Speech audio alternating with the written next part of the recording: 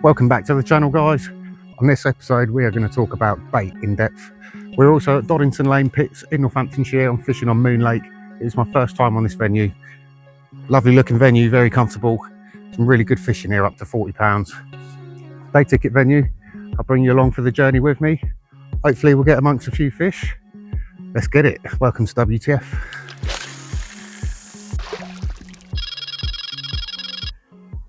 So we're all set up, rods are out, just waiting for something to happen. Haven't seen any fishes yet. On this venue you have to pre-book your swims, which I'll be honest isn't really my style of fishing. I do like to have a good wander around the lake first and see something to go off, but unfortunately that's not possible on this venue. We have to abide by the rules, so we pre-booked this peg. This is peg 7. Just been told by an angler that was leaving that there were quite a lot of fish showing in front of this peg this morning. And since the wind has got up, they've stopped showing all over the lake, which does kind of make sense. It's a northeasterly wind, it's kind of chilly. But he said they were maybe 3 or 4 rod lengths out of the reeds over the far bank there. That bodes well, because I have got 2 rods out there. They are a little bit closer to the reeds than 3 or 4 rod lengths, so that'll be something to keep an eye on. I've got one relatively close and one maybe a couple of rod lengths away from the reeds. As you can see, the wind's whipping into this corner. Although the lake does continue on around there, this is like a nice little bay. It's all my water, there's no one else that can get into there, so hoping that a few fish might get into that area. Big old sheet of water, you can probably hear the wind now. And down by the side of the lake, I believe it's 50 acres this lake, so quite a big pit.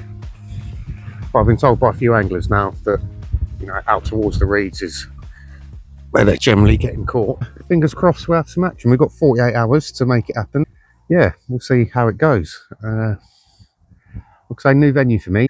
Not as I would normally tackle it, because I've not been able to walk around. It was a pre-booked swim, kind of gone on the wind. So have we made a good decision? We'll find out. I feel like we have. The guy that came past me and told me he saw fish showing here this morning was fishing right up the far end over in the bay down there, and he hasn't caught anything. He said they've seen them further up. Suppose well, there's been fish in front of this peg. Whether they're still here or not, time will tell. So yeah, I'll walk you through the tactics and that as we go, and we will have an in-depth look at the bait and how I'm baiting for the session, and hopefully we'll have a few fish.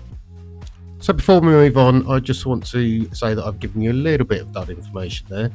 Though you do have to pre-book this venue through the Swim Booker app, you are welcome to move pegs.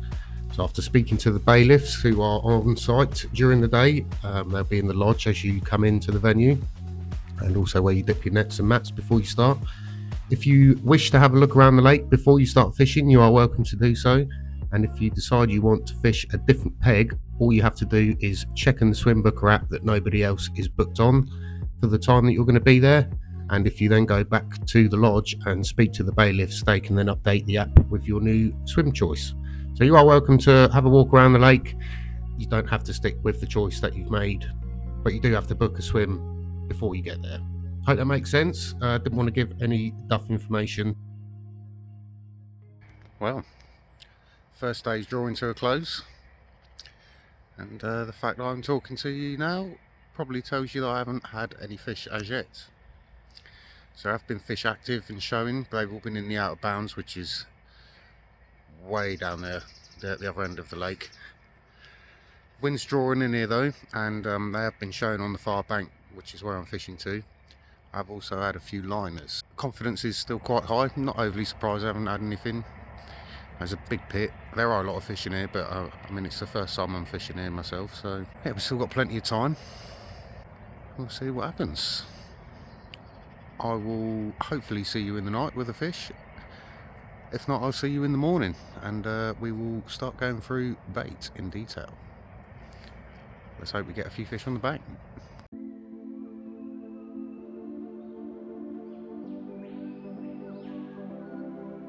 And as light fades, we draw into day 2. We're up really early on day 2 to see what we could see. I did see a fish show closer in my deeper spot, the closer in spot, around 30 to 40 yards out.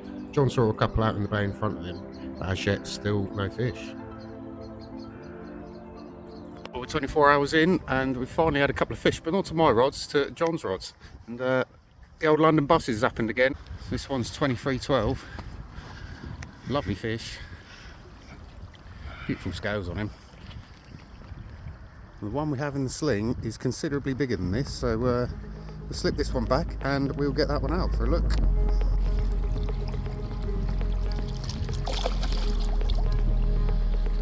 Goes the first one. Couldn't script it sometimes. You couldn't write it sometimes. You couldn't, could you? And there is the second part of the brace. Look at that for an absolute stunner. 3212. What a fantastic result. The set shoulders on it. Big potential, that fish. Bigger than mine. What a lovely fish. Like I say, both these fish have come within minutes of each other. So after having over 24 hours of nothing, the old London buses have come along. And we've had, well, John's had two. So happy days. Look at that. That has the potential to be very, very big, that fish. It's lovely fish, isn't it? Oh, yeah.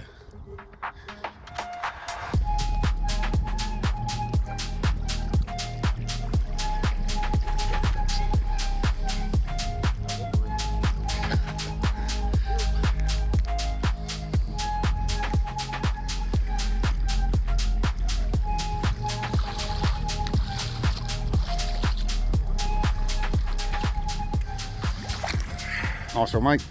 Cheers, fella. Well, what an awesome result that is for John. What a cracking couple of fish they were. That 30 was beautiful, really stunning fish. Nothing happening in my peg at the moment.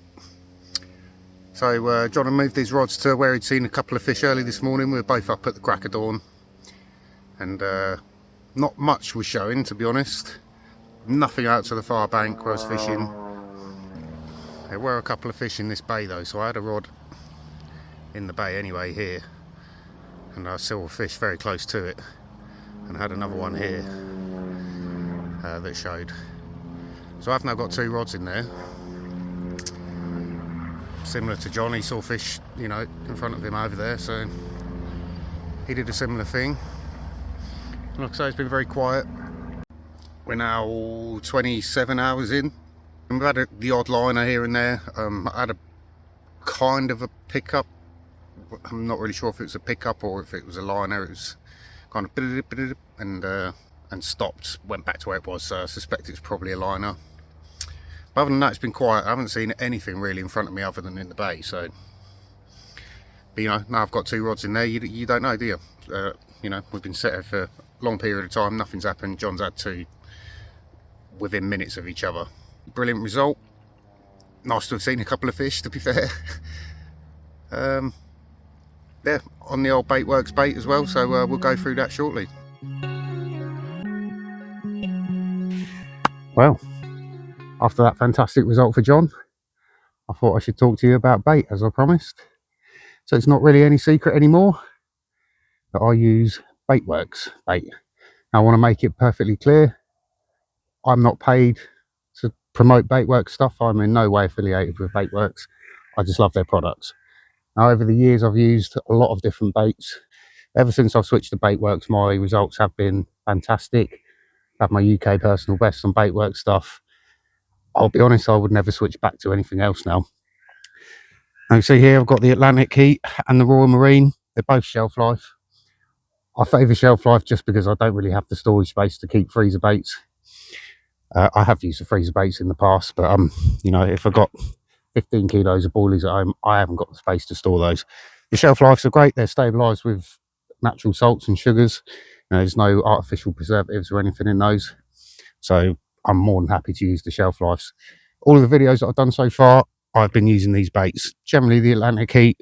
I also use the Royal Marine occasionally. I like to mix the two together. Just think it gives a little bit of variety.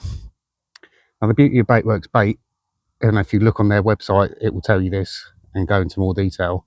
But the Baitworks bait is designed to attract all of the natural food in your swim to the bait, and it will eat it. So your shrimps, your snails, you know, larvae and stuff like that, they'll all be attracted to the bait, and it kind of creates a natural larder as well as the bait that's around that you've put in the area, which to me is a win-win. You know, if the fish are on the naturals, you're drawing the naturals in.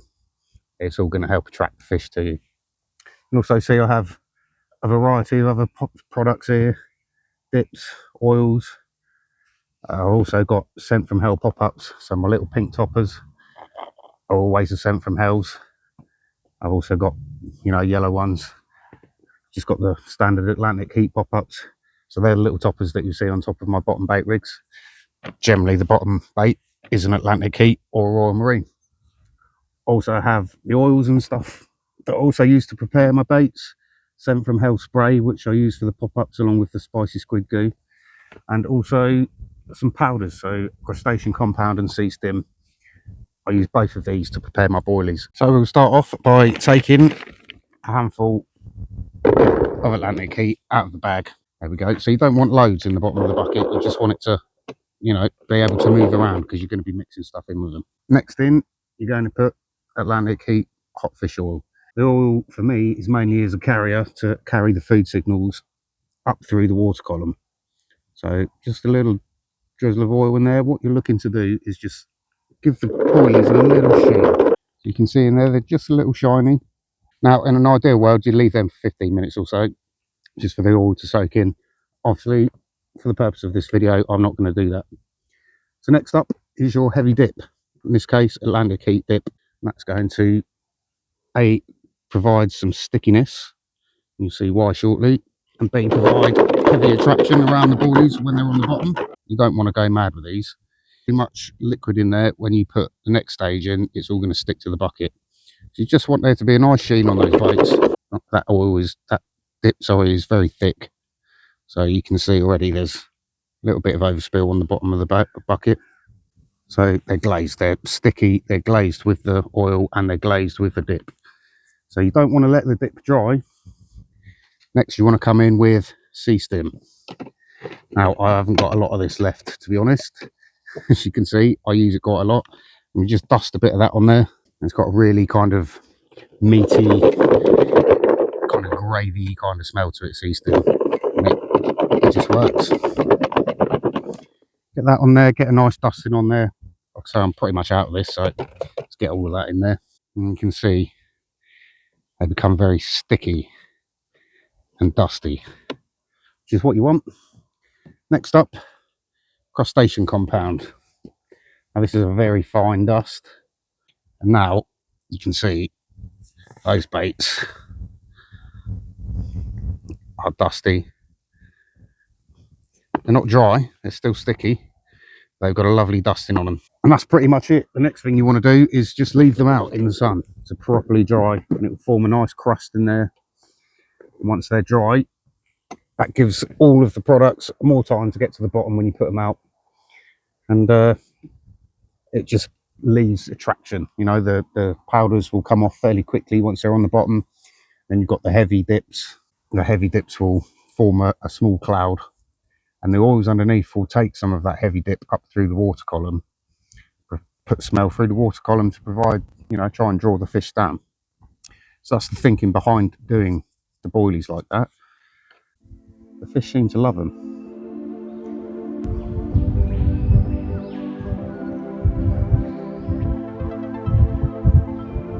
Well, we're in the middle of backing down.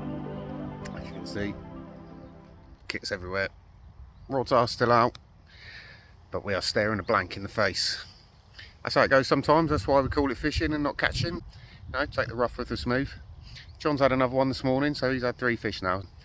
At least between the two of us we haven't blanked. But I've just struggled on this session. Seen very little in front of me in this peg. Rods are still in the water, so there is still a slim chance we might pick something up. I've got about an hour left, so yeah, fingers crossed.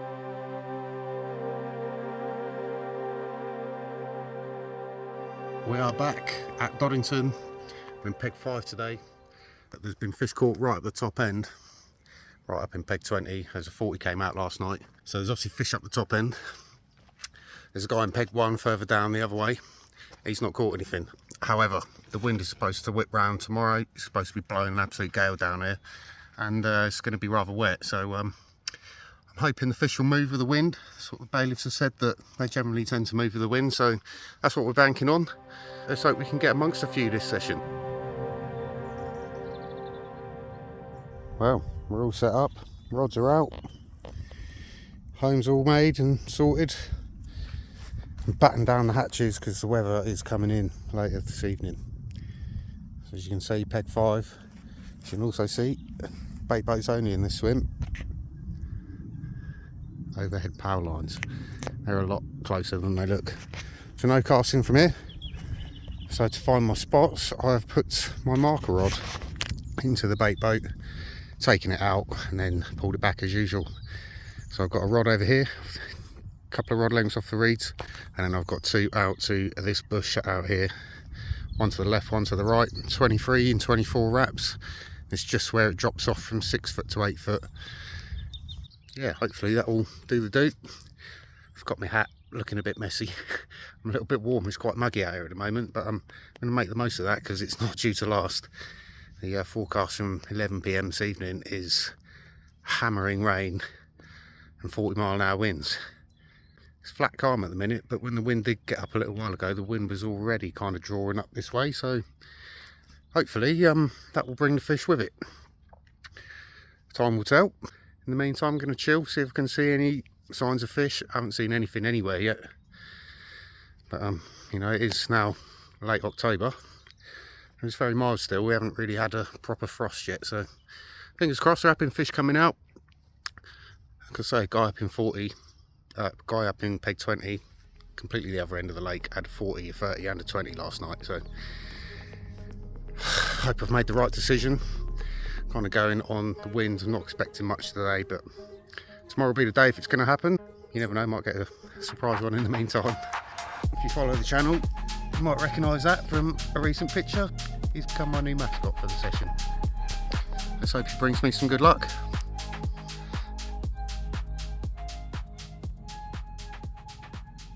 Now, pop-ups. Scent from Hell pop-ups. Yellow Scent from Hell pop-ups. Fairly straightforward. Half the Scent from Hell spray. Now, quick warning, you really don't want to get this on your hands. It will, I mean, it's called Scent for Hell for a reason, but it will not come out of your hands for a while if you get it on your hands. So try not to get it on your hands. That's why I get it in the spray bottle. And all I do is just put a couple of sprays onto the pop-ups. You want to do this ahead of time, really. A couple of sprays. Give them a bit of a shake around. And just leave them. Now, I will do that 4, 5, 6 times. You can't overdo the Scent from Hell spray. So as much of that as you can get on here over time, let it soak in, redo it, let it soak in, redo it, let it soak in. It's all just attraction. And over time, obviously, they absolutely stink where you keep doing them, but they work an absolute treat. And I'll do the same things with my pink pop-ups. I put the spray on them, but I also use spicy squid goo. Now, I do these in stages. So I'll put a couple of sprays of the spray in the Scent from Hell, like we did with the yellow ones, and I will then leave them to dry with the lid on, so it all just soaks into the pop-ups. But I will also put a little spray, a little squeeze, spicy squid goo in there. So they're dry at the moment, so spicy squid goo goes in, lid goes on, we give them a shake about. And that just coats them. Let that dry, and we will keep repeating the process. Once that's dry, we'll spray them up with the Scent from Hell spray, let it dry again, put more spicy squid goo on it, and again, you can't overdo this. The more, you know, goos and sprays that you put on them, the more attractive they're going to be over time, the more they're going to leak off their attraction. On this particular session, I've been fishing with lots of pellet. That's what is fed into the lake. Quite a few boilies, including my prepped ones, and then I've been fishing with my usual combi multi-rigs, 3/4 of a bottom bait, 1/4 of a pop-up, well, probably a 1/3 of a pop-up on top. I've been fishing with pinks and yellows. Obviously, I haven't actually caught anything yet. John uses very, very similar tactics to me, same baits. Everything that I've shown you there is what has caught the fish. So it gives you an insight into bait, guys, and if you have any questions, leave them in the comments. I'll be happy to answer. Fingers crossed we'll get into some ourselves. But, I mean, the sun's out now, beautiful day, lake looks lovely. I just need a fish in my hands for the pictures, like one of those in my own album. We're certainly looking very autumnal out here. See all the leaves starting to go yellow. A lot of leaf litter on the floor. At the moment, dry nets, but it's very early doors. A little bit of black cloud in the sky, but not too much. It's very still, but the weather is due to roll in, so just sitting outside, making the most of the nice weather while it's here. I say nice, it's very mild for this time of year. Come on now, where are those fish? Good morning. As you can probably tell, the weather that we were promised is here. It's been raining all night and the wind got up about 2-3 o'clock this morning. The wind is now ripping into this bay as forecast. I'm looking through the letterbox at the top of the bivvy, staying out the wind. It's first light now, just watching the water, hoping to see a sign of fish, something to go off. I'm quietly confident. Whether we were promised is here, that's why we picked this swim, so fingers crossed something will happen. As also expected, I haven't caught anything as yet, so I didn't have anything yesterday, didn't have anything last night. It's been very quiet. But like I said at the start, if it's going to happen, it'll be today, so fingers crossed. For now, I'm going to keep watching the water. This time of year, you might only see 1 or 2 shows if you're lucky, so important to watch the water from first light. Hopefully we'll see something to go off. If I see a fish that's away from my spots, I'll be moving a rod onto it immediately. But ideally, I'd like to see a fish on my spots. Well, actually, I'd like to see one of my alarms scream into action. But, for now, we'll just keep watching. That's all we can do. Hope the fish turn up in front of me. Well, it's looking bleak, guys. It's pretty cold out here now. Got my toasty tassels on. Keep them hands nice and warm. But nothing's happened on the fish front. Still not seen anything out here. Wind's calmed down a bit now. I've been just keeping an eye on the main body of the lake to my left. I haven't seen anything there either. I mean, the pressure's dropped really low and the wind is flipped round and is now northerly and it's particularly cold, and it's 5-6 degrees colder today than it has been, so I was considering a move. Can move on it, you just have to ask the bailiff, and as long as the peg's not booked, you are welcome to move.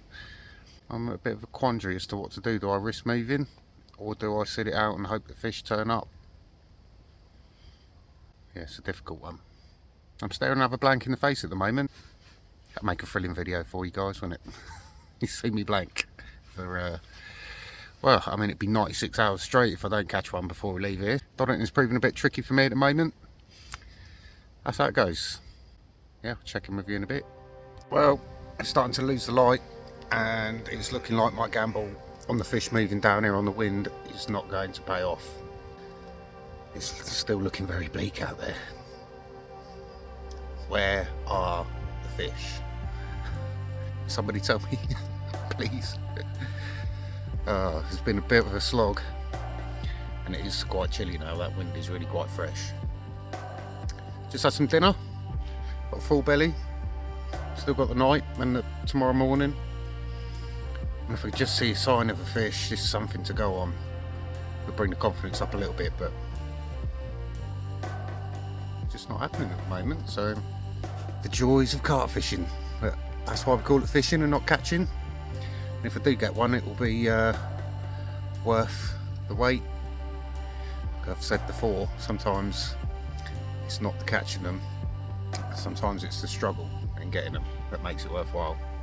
So we've still got time, all is not lost, but it is looking rather bleak out there, so alas, it wasn't to be on this occasion, and a 96-hour blank on Doddington was completed. I will be back at Doddington next year, but before then I have a winter syndicate to take part in, so that will be coming up on the channel in the future. Thank you for watching this video. Hope the bait information was helpful, and I will see you on the next one.